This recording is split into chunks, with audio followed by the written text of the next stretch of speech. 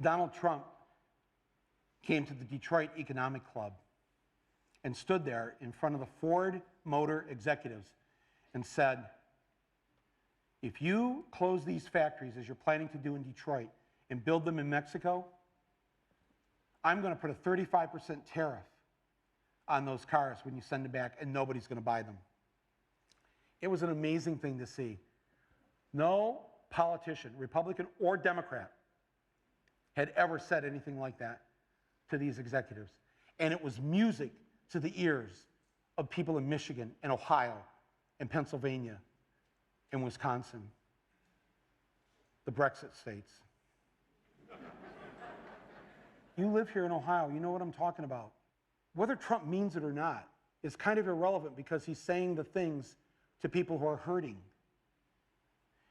And it's why every beaten down, nameless, forgotten working stiff who used to be part of what was called the middle class loves Trump.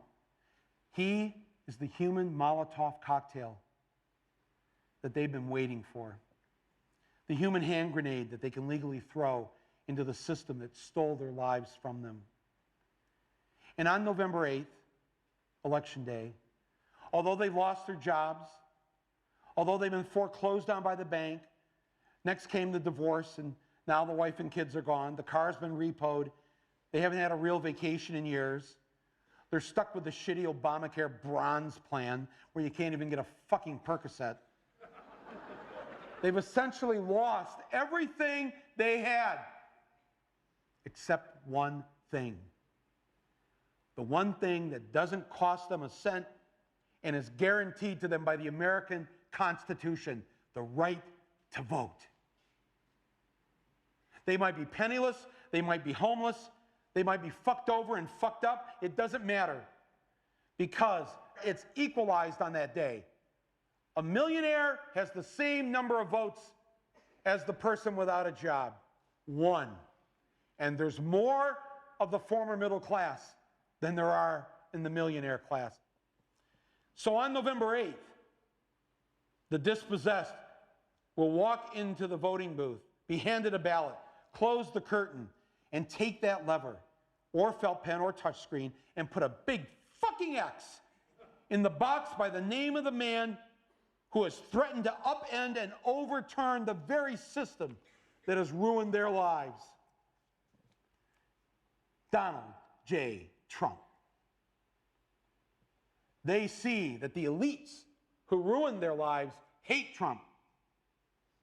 Corporate America hates Trump. Wall Street hates Trump.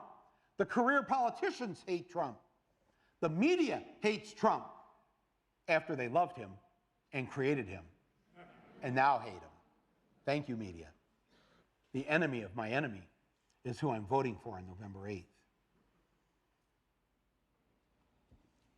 Yes, on November 8th, you, Joe Blow, Steve Blow, Bob Blow, Billy Bob Blow, all the blows, get to go and blow up the whole goddamn system, because it's your right. Trump's election is going to be the biggest fuck you ever recorded in human history. And it will feel good.